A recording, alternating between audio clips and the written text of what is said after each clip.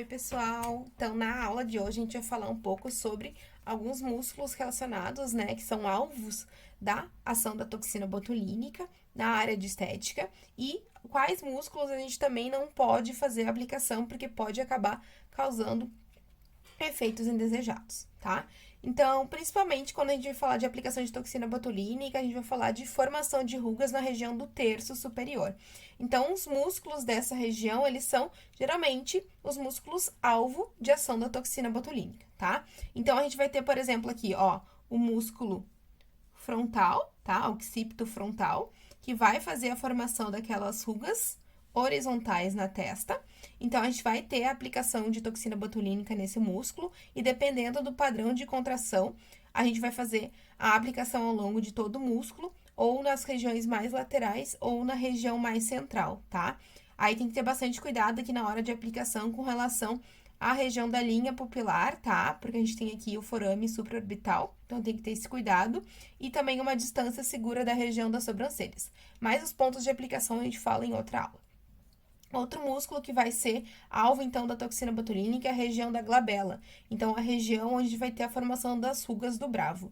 E a gente vai ter dois principais músculos que vão estar relacionados à formação dessas linhas.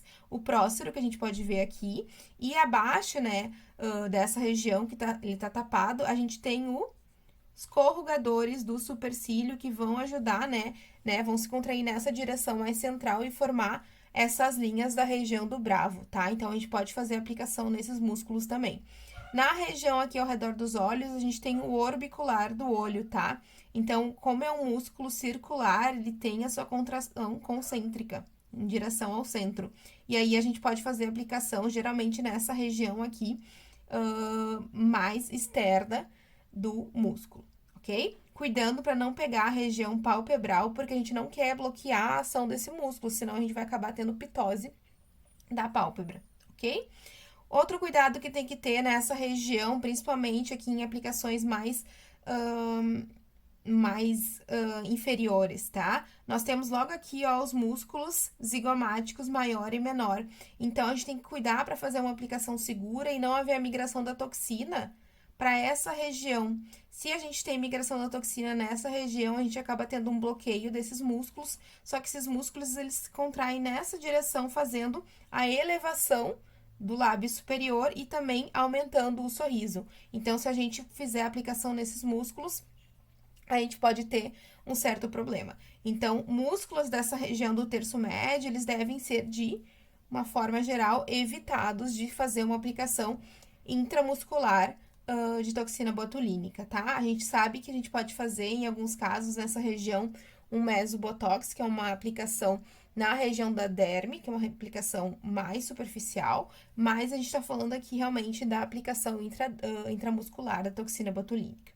Já em alguns outros casos, a gente pode, dependendo da forma e do padrão de contração de músculos que a gente tem aqui no paciente, a gente pode fazer aplicação em outros locais. Por exemplo, aqui na região do músculo nasal, tá? A gente vai fazer o bloqueio caso o paciente ele apresente a formação das bunny lines, ou linhas de coelhinho.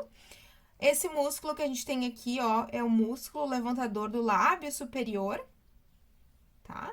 E da ponta, né, e da asa nasal.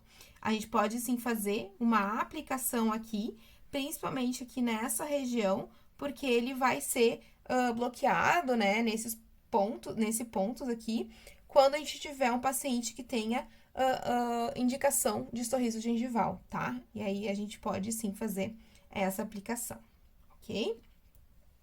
Na região lá, já da região do terço inferior, a gente pode fazer a aplicação aqui na região do músculo mentual, quando a gente tem a formação daquelas celulites no queixo. Em alguns casos, em função do sorriso triste ou depressão dos cantos da boca, a gente pode fazer a aplicação no músculo depressor do ângulo da boca, mas tem que ter muito cuidado, porque logo aqui, ó, a gente tem passando as fibras do músculo depressor do lábio inferior, e a gente não quer bloquear a ação desses músculos, porque vão acabar afetando aqui na região do sorriso também, ok? E nós temos também o platisma, que ele vai, então, se estender aqui desde a região da borda da mandíbula até a região do pescoço, tá? Que aqui nessa figura não tá demonstrado, ele é um músculo mais superficial. E que a gente pode fazer alguns pontos de aplicação tanto para melhora do contorno facial, aí dessa forma um pouco mais superficial, quanto, né, na região do pescoço, ajudar na região, né, de formação das bandas platismais, ok? Outra região que a gente pode fazer aplicação é no masseter. Então, o masseter a gente pode fazer em casos de hipertrofia do masseter ou ainda em casos de bruxismo, tá? E aí, nesse caso, quando a gente vai falar de bruxismo, é interessante que isso seja levado a um especialista, né? Dentista, que vai, então, avaliar não só a causa do bruxismo, não somente, né? A questão da hipertrofia do masseter, mas pode estar aí relacionado a outras questões. Então, tem que ser muito bem avaliado aí no quanto que a gente pode interferir nesse processo, ok? Então, esses são os principais músculos que a gente vai ter a aplicação da toxina botulínica e a gente vai ter que ter cuidado, como eu falei, principalmente nesses músculos aqui na região do terço médio, para não fazer a aplicação e acabar afetando, então, aí a formação do sorriso e aqui também em algumas regiões do terço inferior.